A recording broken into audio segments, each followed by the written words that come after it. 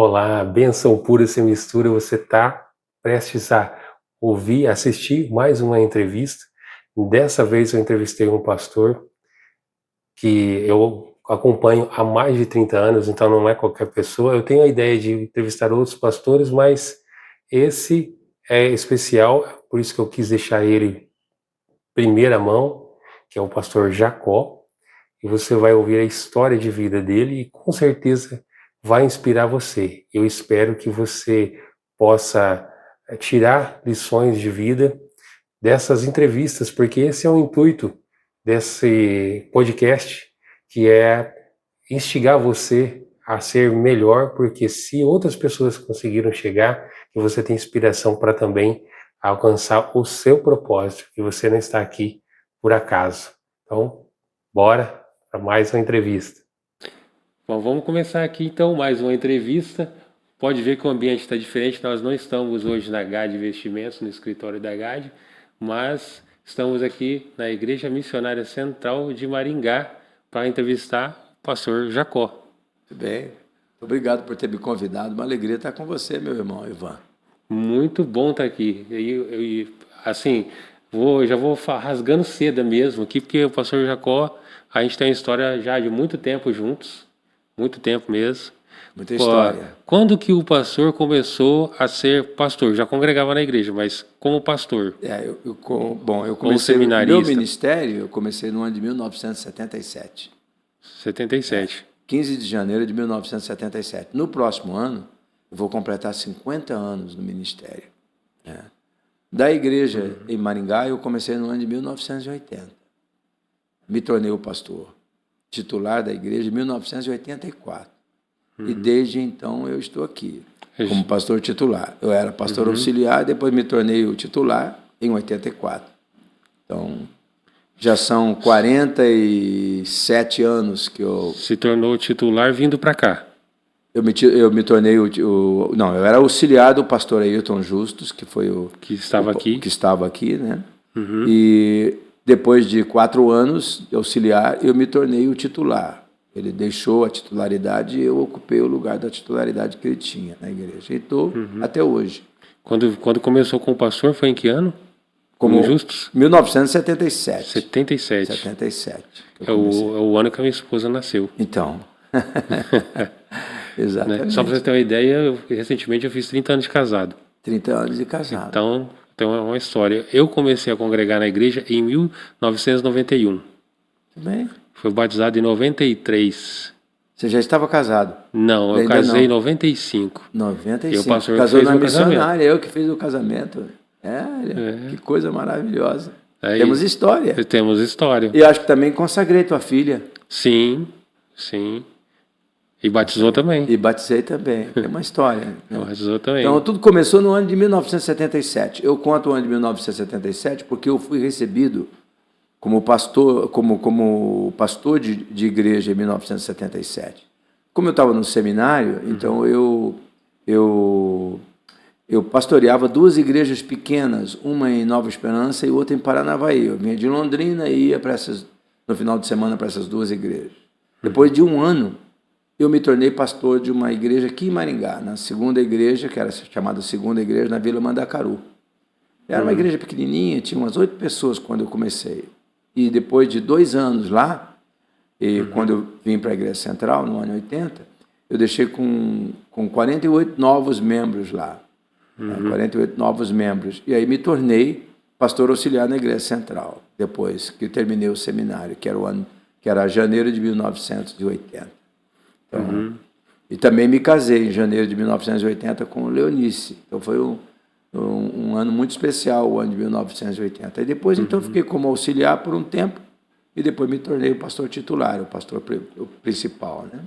Um pouco da história anterior eu conheço, mas e aí, como que foi a infância até chegar ali no ponto que falou, não, agora eu vou ser pastor? Bom, a minha infância, toda a lembrança que eu tenho, ela começa ali por perto dos 4 anos.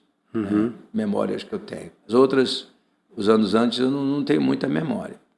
Mas eu tenho, quando eu morava aqui, eu nasci em Aquidauã, aqui pertinho de Marialva, e bem pertinho tem um patrimôniozinho chamado São Luís.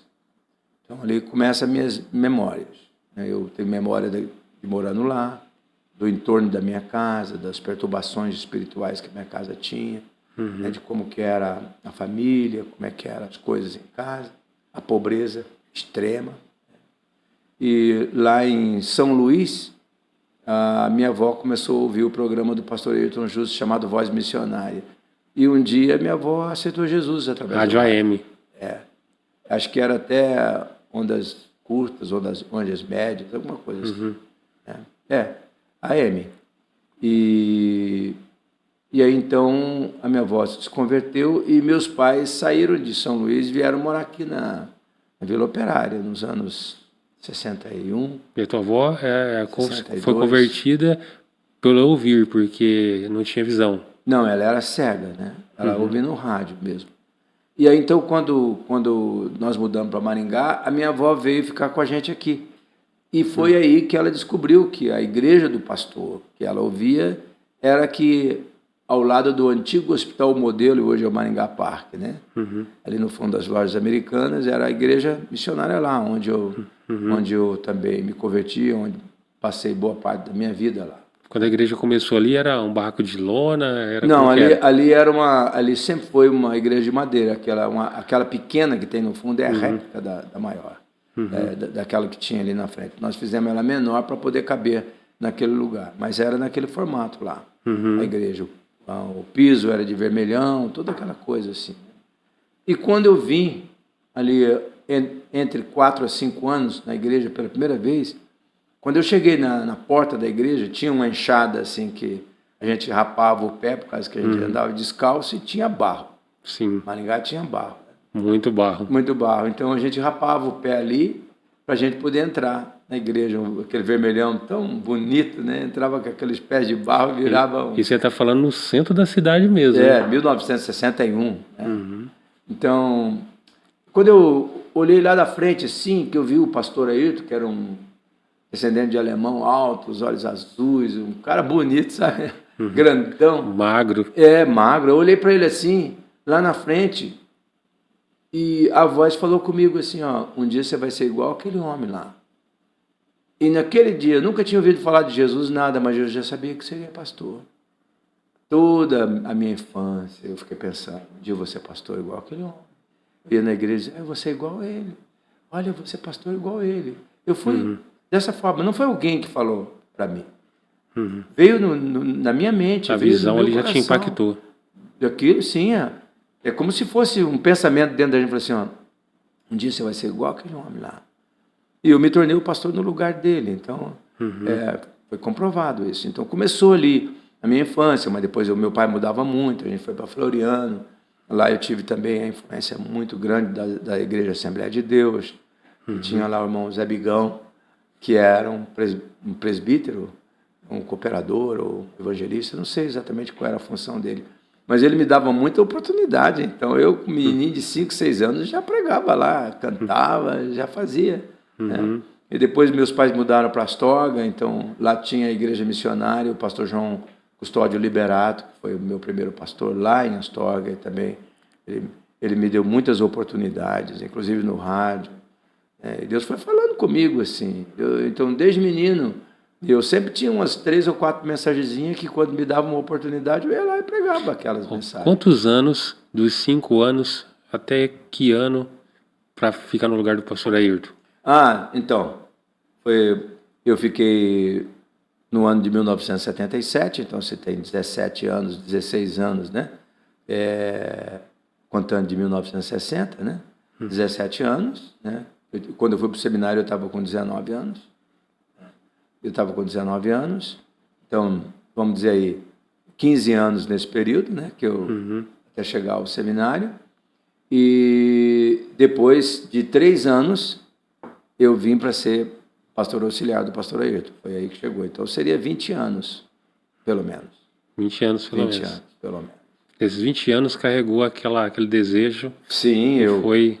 Me lembro quando morei em Nova Esperança, que também teve um tempo que eu morei em Nova Esperança. Foi muito especial meus anos em Nova Esperança. A cidade de Nova Esperança é muito especial para mim. Eu, uma vez por ano, vou lá.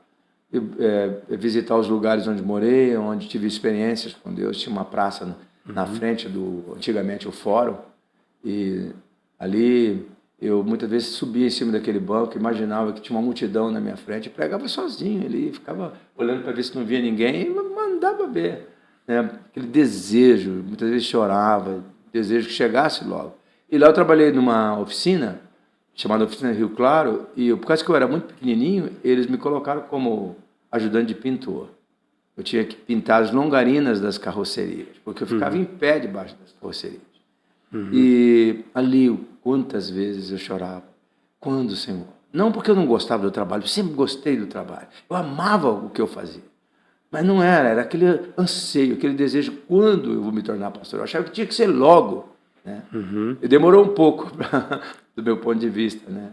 Porque quando eu fui ficando jovem, meus pais precisavam de ajuda, então eu precisava trabalhar. Passei a vender materiais de construção um pouco mais tarde. Trabalhei então, Mercantil São José, em Maringá, por algum tempo. E depois que eu fui para o seminário. E aí, depois que terminou o seminário, eu vim para ser auxiliar do pastor. Quais foram as profissões anteriores? Eu sei que foi vendedor ambulante. Bom, eu comecei trabalhando ali na feira da Avenida Riachuelo, na Vila Operária. O pai fazia umas cadeirinhas e eu ia lá com meu pai vender. E eu ficava gritando, olha a cadeirinha, olha a cadeirinha. Eu sempre gostei de ficar perto de pessoas. Tanto que toda sexta-feira eu vou nessa feira, só para relembrar e comer pastel. Né? Vendia minhas cadeirinhas, tive minhas primeiras impressões, né, de pessoas. A minha infância,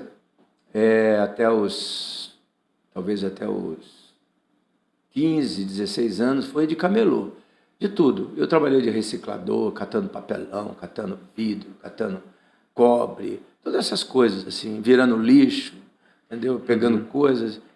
Eu trabalhei de cortador de grama, tudo que tivesse jeito de eu ser útil, eu fazia.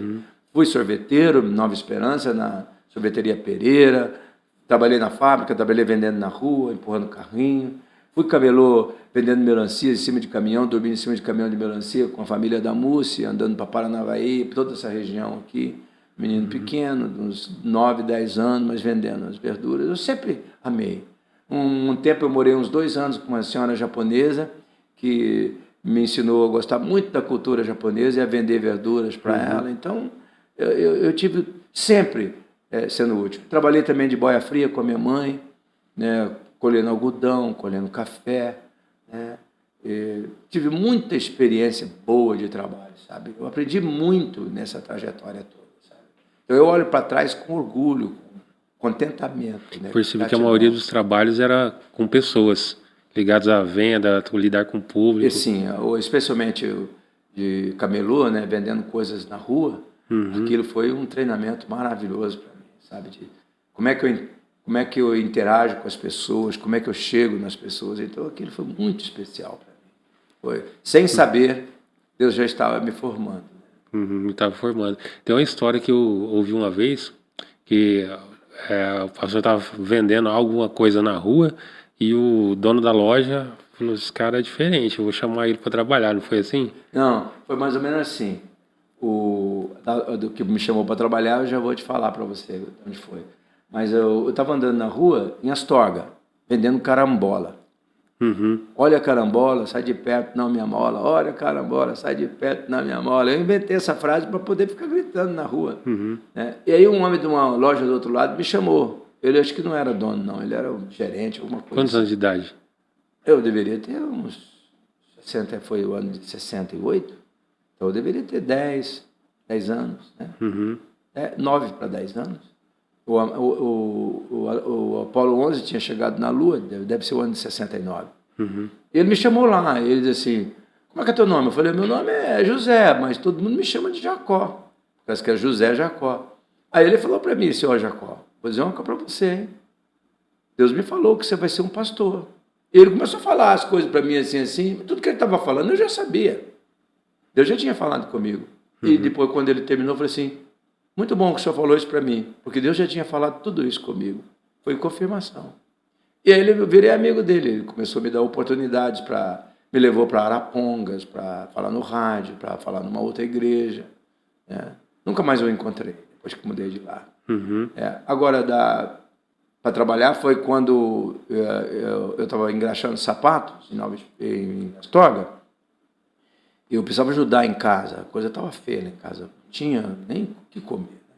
Então eu fui a engraxar. Como eu não arrumei gente para engraxar, entrei dentro de uma mercearia, tinha uma senhora japonesa, dona Teresa Muranaka, ela estava falando com um rapaz chamado Jorge. Jorge, vai vender essas vagens para mim, que ela vai estragar, tinha uma caixa de vagem. Vai vender essas vagens. Eu não quero vender, eu não gosto de vender, tem que bater pau nas casas, eu não quero. Eu fiquei assim, né? Olhando de longe, assim, daí cheguei devagarinho, pertinho, disse assim, falei para ela assim, eu vendo. Ela olhou para mim assim, não, mas você não aguenta nem com a caixa. Né? Eu aguento. Olha, eu aguento, eu sou forte, eu aguento sim. Quer ver? Peguei a caixa e levantei. Né? Mas ela ficou desconfiada, acho que vai pegar essa caixa e não vai trazer o dinheiro para mim, vai vender, vai pegar para ele alguma coisa. Aí eu falei para ela assim, ó, se a senhora não confia em mim, meu pai trabalha aqui na oficina de carroceria, de carroça, aqui na esquina. E eu posso largar minha caixa de engraxate aqui como prova que eu vou voltar. Eu acho que ela ficou com dó de mim, porque a minha caixa não valia nada. Eu mesmo tinha feito a minha caixa, então não valia nada. Aí ela pegou e disse assim, tá bom, então vai vender. Mas ela não me deu a caixa, ela me deu, fez uns pacotes e eu saí. 15 minutos eu voltei. Aí ela disse, então agora você vai trabalhar comigo. E todo dia eu trabalhei com ela. Foi ali que morei por uns 2 anos, né, na cultura japonesa, aprendendo a vender na rua. Fiz uma clientela muito boa, que eu já ia periodicamente naquelas casas, que já estavam me esperando. Eu sempre fui tratado muito bem, sabe? As pessoas que me viam. Porque eu era um menino pequeno, sempre fui muito pequeno, e sempre muito assim, espevitado, sempre falando demais, sempre sorrindo, sempre conversando. Então, isso foi coisas que foram facilitando muito o meu aprendizado. Se fosse voltar no tempo, assim, lá atrás hoje, sentar com esse menino de 10, 11 anos de idade, o que falaria para ele?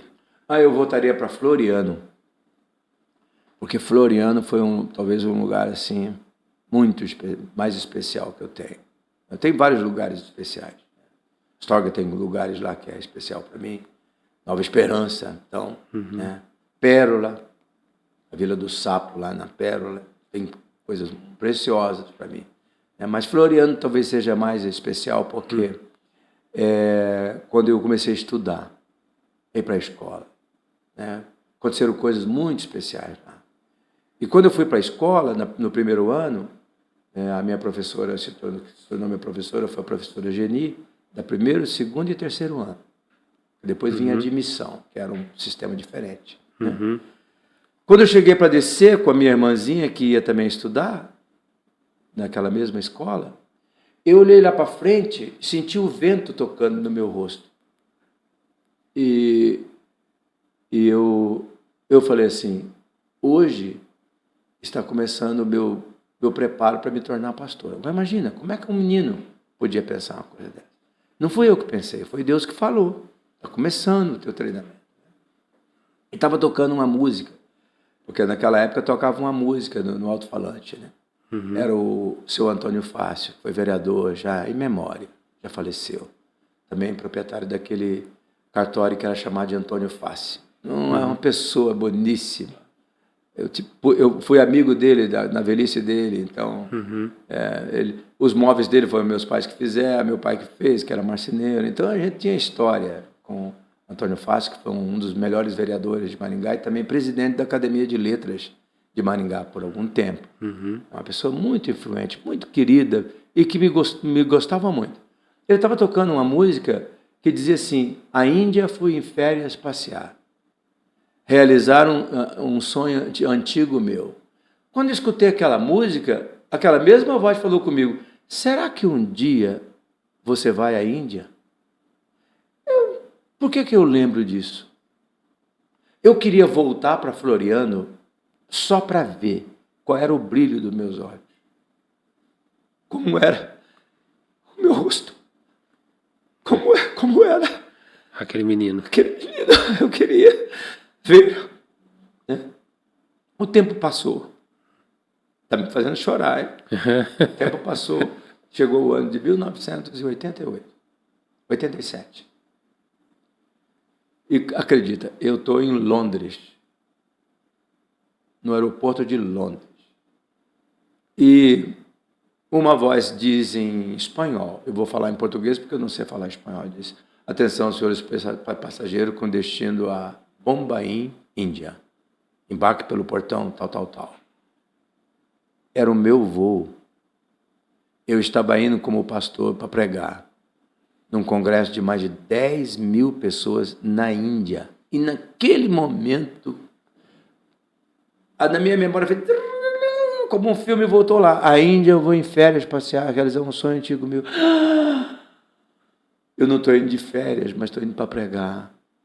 E lá tive experiências lindas. Então, eu queria voltar para Floriano só para ver como é que era o rosto daquele menino, que brilho que tinha nos olhos dele, na face dele. Eu queria ver isso. Um dia eu vou ver. Um dia sim. Um dia eu vou ver. Com certeza. Se fosse pensar assim no futuro, o vovô Jacó, talvez bisavô Jacó lá no futuro, o que o Jacó pensa se sentasse, pudesse sentar com ele hoje, sei lá, talvez 80 anos, 90? O vovô? É? Eu já estou sentado com ele, que eu estou de 69, nunca estive tão perto de 70, né? Uhum. Eu já estou sentado com esse velhinho. Mas como imagina assim esse futuro? O que Cara, falaria para ele, para esse Jacó do futuro? eu já estou falando hoje. Eu estou muito satisfeito com você. Muito. Porque, realmente, eu tenho me tornado uma pessoa diferente. Muito mais longe que já imaginou. Muito. Porque esse menininho, que eu falo lá que eu queria ver, esse menininho está comigo até hoje, né? Hoje eu não vejo o rosto dele lá, mas eu vejo o rosto dele na minha mente. E teve um período da minha vida que ele chorava. Hoje ele sorri. Uhum. Realizações. Não, ele sorri como se estivesse assim. Estou satisfeito no que estou me tornando. Estou satisfeito. Não tem nada que eu faço na minha vida que eu não ame. Não. Não tem nada. Nada. Claro que tem coisas que eu preferia deixar para outros, já. Mas não significa que eu amo, que eu não ame. Não tem nada que eu faça que eu não ame. Eu amo o que faço. Amo estar com pessoas. Amo levantar de madrugada, por volta das 3h45, 4 horas da manhã, ter minha madrugada com Deus. Amo estar com as pessoas. Amo interagir com as pessoas. Amo a Igreja de Jesus. Amo Maringá. Amo essa cidade como se fosse a minha cidade. Então, o menino sorri para mim. Toda vez. Isso é maravilhoso. Isso é maravilhoso, não tem. Mas não se tem eu valor. fosse falar com um velhinho daqui a 80 anos, eu queria falar com ele assim: que maravilha você está deixando um legado. E que maravilha você está mentoreando jovens. Porque essa é a coisa. Eu estou fazendo exercícios físicos porque eu não quero perder a minha perna, minhas pernas, meus braços. Eu quero ser um senhorzinho ativo. E porque eu quero ter utilidade. Então eu quero ter utilidade, eu quero ter uma mente desperta, eu quero ter um corpo bom, que me dê saúde para que eu possa chegar.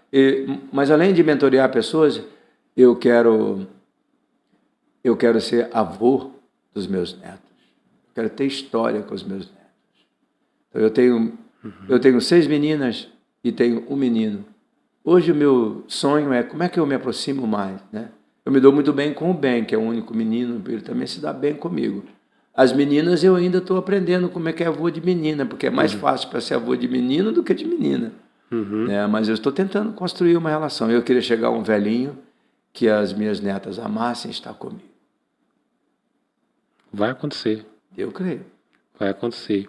Qual foi a situação como pastor mais difícil assim até hoje? Mais difícil foram 2 situações.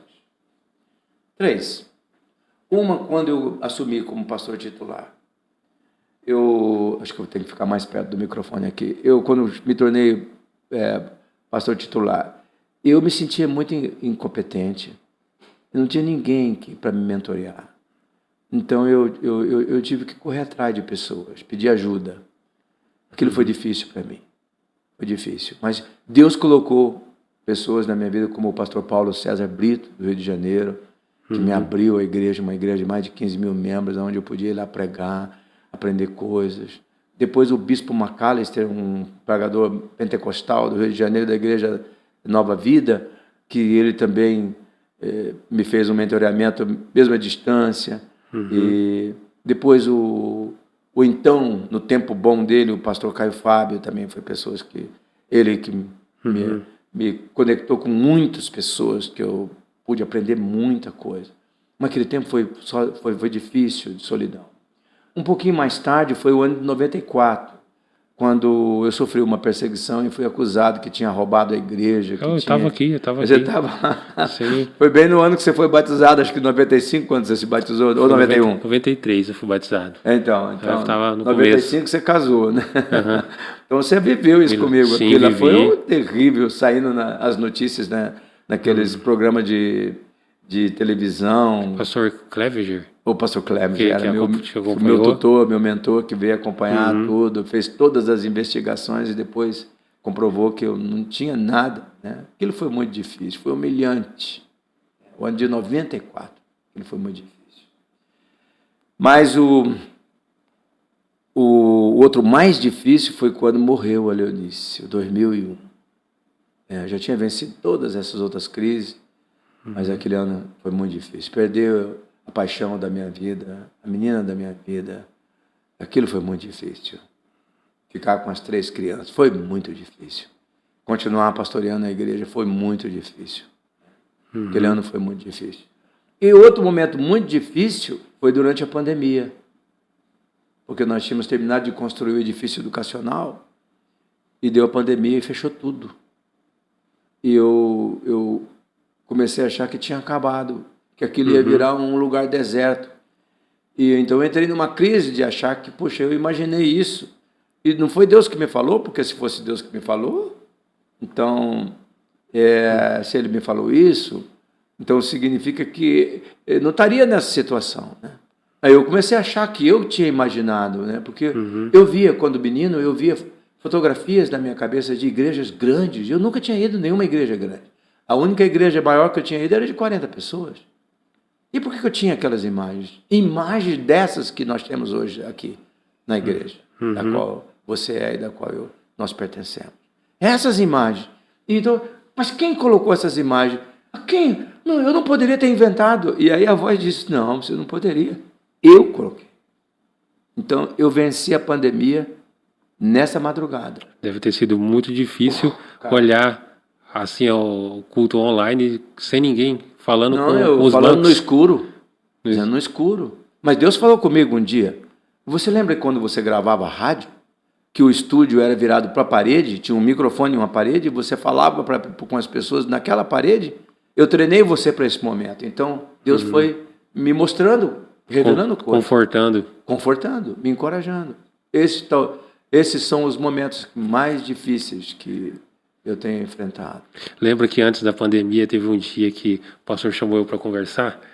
Que eu tinha comentado assim que é muito bom ter salas para ter estudo, mesmo porque eu sou um professor já há muito tempo na igreja, não poderia ser contra, né? Mas que a gente tinha que cuidar das pessoas, assim, tem um jeito de cuidar mais das pessoas, né? Aí, eu lembro disso. Então eu acho que também, de alguma forma, era alertando porque ia vir, né? Porque nem eu imaginava o que viria depois, né? E depois da pandemia, eu bati um recorde. Em 2022, eu dei 4 turmas no ano. Foi. 4 turmas no ano. Nunca aconteceu. O que Deus foi fazendo é interessante, né? Porque Ele não mostra o mapa inteiro para gente. Só o primeiro passo. Só o próximo passo que Ele mostra, né? E eu tenho gostado de viver essa aventura do próximo passo. Qual é o próximo passo? E dar o próximo passo. Às vezes eu tive que dar o passo, entrar com o pé, para Deus entrar com o chão. Mas Ele nunca me deixou sem chão. Isso é incrível. Teve uma vez, vou aproveitar esse momento aqui com o pastor para te dizer, teve uma vez que eu guardo com muito carinho aquele momento na minha memória. Ficou gravado para sempre. Eu vou ficar velhinho e vou lembrar disso. Na pandemia, fiquei entubado, né, 13 dias.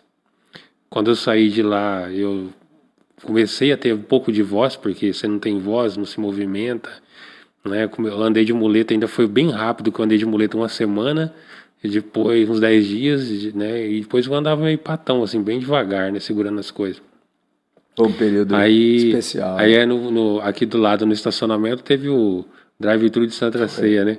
Então as pessoas chegavam com o carro, tomavam a ceia, uma oração ali e tal, e saía, né? Eu falei pra minha esposa assim, eu quero ir, quero tomar a ceia. Ela tem certeza? Tem.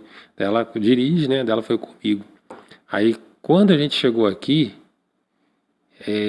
teve uma comoção, né? Quando o carro entrou no estacionamento, o pastor estava lá, eu lembro que estava o Robertão, todo mundo começou a cantar e chorar freneticamente, assim, né? Foi uma surpresa aquilo para mim, né?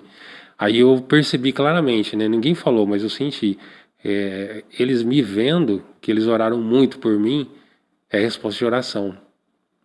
Né? E foi. Foi uma resposta de oração. Foi Então, livramento ver eu de Deus. ali vivo era uma resposta de oração. Tinha muita gente aqui que estava. E naquele dia houve encorajamento mútuo, Sim, porque a nossa presença te encorajou, mas a tua nos encorajou muito. esse dia foi um dia assim, especial. É nessas horas que a gente vê que a gente pertence Exato. E isso faz uma grande diferença. Faz muita diferença, muita mesmo. E assim, nessa trajetória, quais são assim, o pastor falou que está treinando outros pastores. Quais são as maiores dificuldades que um pastor lida hoje, nos dias de hoje? O maior desafio, assim. O maior desafio é você manter-se conectado em Jesus. É o maior desafio. Né? Internet, tanto assédio, tanta coisa. Porque se você estiver conectado em Jesus, você vai saber lidar com essas outras coisas. Mas se você for lidar as outras coisas sem estar ligado em Jesus, você mete o pé pelas mãos. E muitas vezes, ao longo desses 50 anos, eu meti o pé pelas mãos. Mas não foi assim que eu decidi que vou meter o pé pelas mãos. Eu me distraí, eu perdi noção. Eu tive que ser sacudido muitas vezes. Né? Então, o que foi me acontecendo foi me sacudindo de coisas, né? Dessas coisas. Então, eu acho que o maior desafio de um pastor é ele se manter conectado com Jesus. Porque quando você está conectado com Jesus e você não está conectado com pessoas não gostam de você, pessoas criticam você, e eu sou muito criticado. Eu sou criticado se eu ando bem vestido, sou criticado se eu ando mal vestido. Eu sou criticado se me vê eu andando de bicicleta, eu sou criticado se me vê eu andando com o meu carro. Eu sou criticado se morar numa casa ruim, sou criticado se morar numa casa boa. Então, conectado com Jesus, eu vou saber lidar onde eu devo estar. E num lugar de segurança, num lugar de paz, num lugar que Jesus me aprova, e eu estando aprovado por Jesus, eu não vivo para desaprovar as pessoas, mas não vivo a busca de aprovação das pessoas. Então isso tem me dado assim ao longo dos anos muita credibilidade, sabe? Muita credibilidade de poder andar conectado com Jesus, né? E de poder, em momentos específicos, ter uma palavra apropriada para a vida das pessoas, como Deus tem feito na nossa igreja, nos programas de rádio, nos programas de TV, na internet, né? Então eu vejo isso assim. Então o maior desafio é ele permanecer conectado com Jesus, porque ele pode, por exemplo, olhando para o contexto que nós estamos hoje, ele pode ser conectado com o dinheiro e transformar a igreja numa empresa. Tá? E quando você é bem estruturado, quando você é organizado, quando você tem um sistema como eu tenho, que aprendi com a minha mãe, então isso é olhado para as pessoas assim, como se fosse um empresário, mas eu não sou um empresário, eu sou um pastor. Mas como pastor, eu tenho um sistema, né?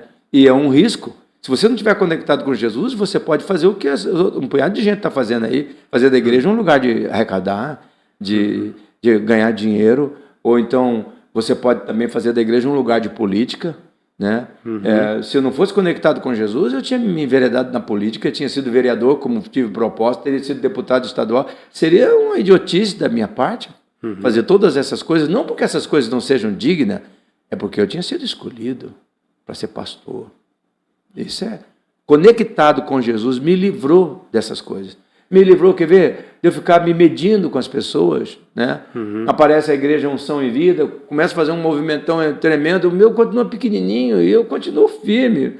né? Sem enlouquecer. Aparece depois o Miranda Leal com todas aquelas coisas e eu não me enlouqueço, porque estou conectado em Jesus e não quero ser o Miranda Leal. E depois apareceu a Batista Renovada, né, com todo esse movimento que tem sido ao longo desses últimos anos, e eu também não enlouqueci por causa do movimento grande que a Batista Renovada, muito mais do que é hoje, mas lá atrás fez. E também não enlouqueci quando a primeira IPI começou a crescer, porque sempre foi uma igreja mais pequena, mas começou a crescer, se tornar a grande igreja que é hoje. Também não enlouqueci por conectado em Jesus, sem ficar me comparando. E também com a segunda IPI, que é a IPVO também, que são igrejas boas. Agora apareceu essa mais moderna que tem aí, a CIA, né, com um sistema neopentecostal diferente daquilo que eu entendo que a Bíblia deve ser, mas que eu respeito, entendeu? Que tem o seu lugar e faz o seu trabalho, faz coisas que eu nunca vou fazer, né?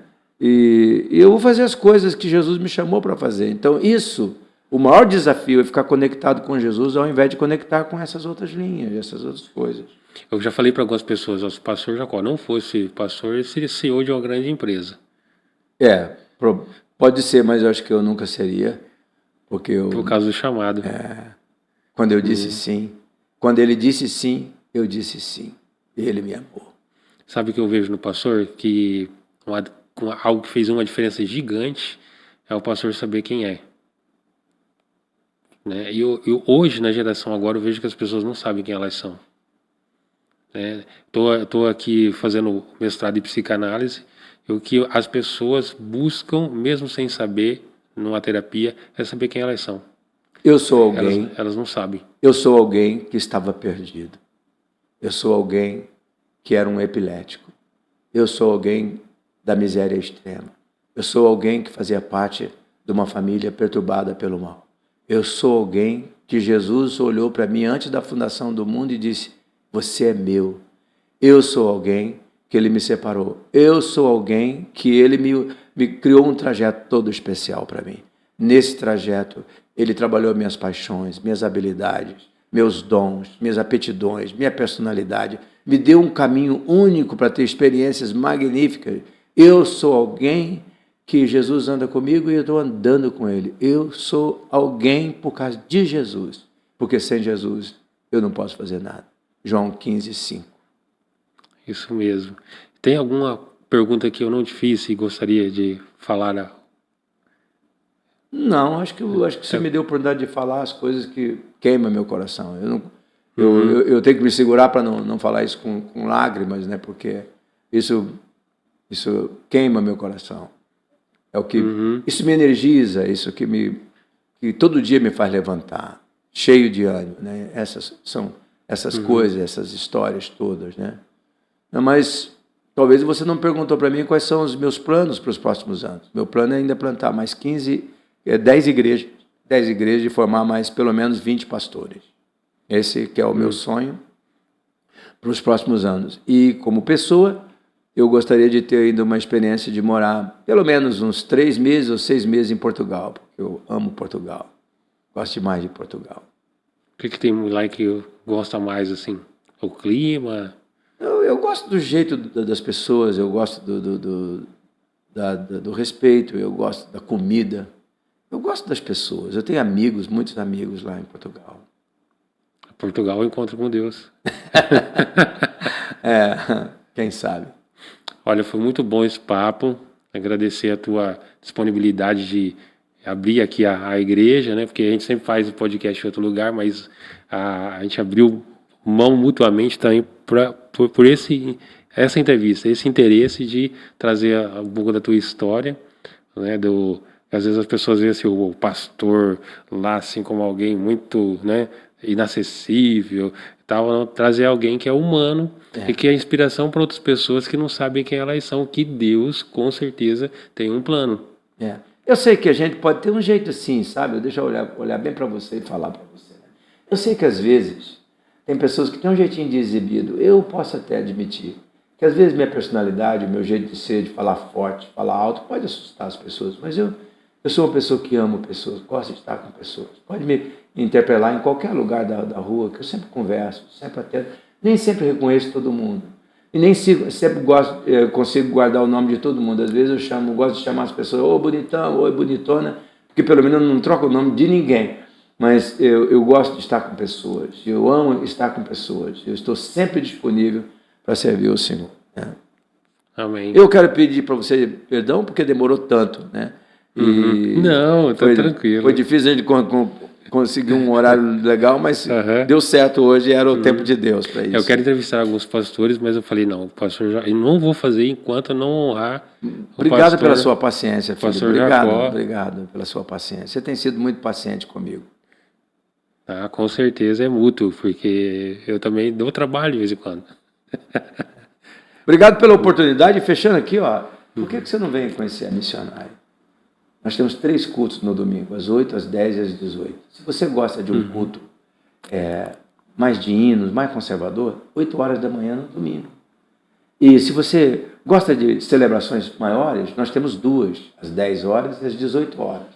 Você sabe, na Gaspar Ricardo 88. 10 horas tem o culto dos adolescentes juntos. E temos um programa especial para os seus filhos, desde o berçário até a idade adulta do teu filho. Nós temos um programa didático, organizado. Tua criança chegando aqui vai ser bem atendida. E você vai ver, é um lugar onde você pode viver Jesus conosco. Nós não somos perfeitos, mas nós amamos alguém que é perfeito, Jesus. E eu sou prova disso. Né? Tantos anos aqui. A igreja fez 72, né? 72 não, 73, acho que já 73. Está 73 agora, 5 de setembro. Então metade dessa história eu estou aqui. É muito tempo. Obrigado, tá? Tá bom, Deus abençoe. Amém. Terminamos. Enfim, chegamos ao final de mais uma entrevista, mas eu quero deixar um recado para você. Se você foi tocado por alguma dessas entrevistas ou por essa entrevista em especial, que você compartilhe com alguém esse vídeo, nos ajude a propagar a mensagem, a fazer com que cheguem mais pessoas, para que nós possamos salgar essa terra, fazer com que as pessoas enxerguem o potencial que elas têm e que se algumas pessoas conseguiram chegar a lá, que você também que está aí do outro lado tenha isso em mente, que você também pode, que Deus tem um propósito na sua vida, que você não está aqui por acaso, e é por isso que eu saliento.